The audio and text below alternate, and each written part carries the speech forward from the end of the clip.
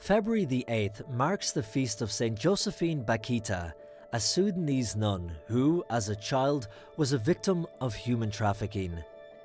Oggi ricorre la giornata mondiale. In 2015, Pope Francis established the International Day of Prayer and Awareness Against Human Trafficking, to be observed on the feast day of St. Josephine Bakhita.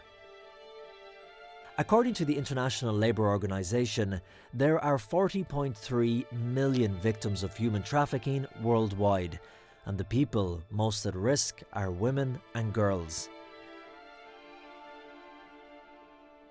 This year's theme for the Day of Prayer is The Power of Care: Women, Economics, Human Trafficking.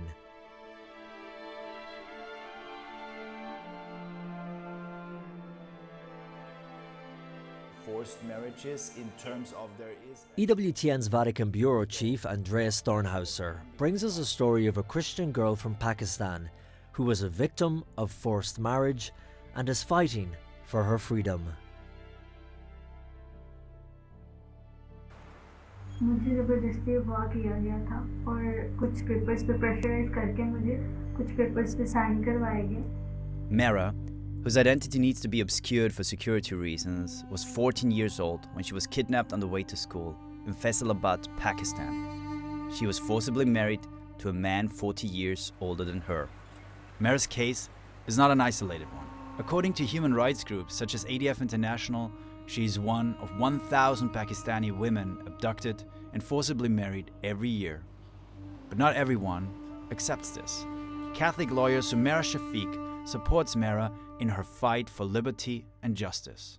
The courts did not accept, even when they heard the case, they did not annul this marriage. They told the girl to go back to her abductor. After that, she ran away from the custody of the kidnapper, and then we fight for ADF International along with me. We fight for her, for liberty, and now she is living with their parents. Mera and Sumera Shafiq are Christians. They both belong to the small Catholic community of the country. What is the situation of women in Pakistan, and especially those of religious minorities, also Catholics in particular? Now, if you're talking about forced marriages, one is you're talking about when a person is underage. Now, this is happening in Pakistan, and it seems to have increased in recent years.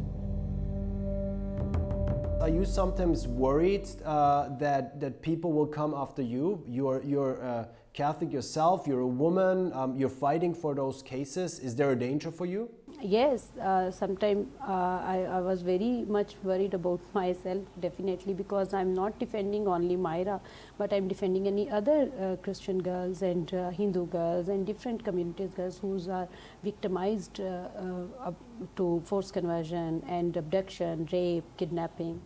According to ADF International, Pakistan is one of the most dangerous places for a woman to be a Christian. Local authorities are often complicit in cases such as Mera's. Courts have often failed to uphold the Child Marriage Restraint Act, which sets the legal age of marriage for girls at 16 years. Now the problem is, Islamic lawyers are saying that in Islam there is no minimum age in marriage. So they are challenging the government's law of minimum age.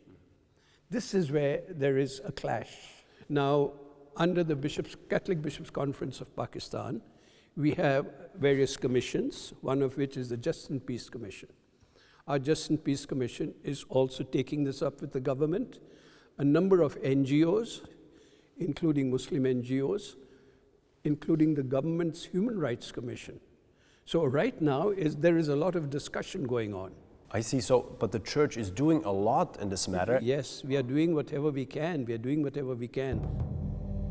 At this moment, Mera is still fighting for her freedom, as the court in Pakistan has not handed down a judgment in her case. She still fears the authorities will send her back to her tormentor.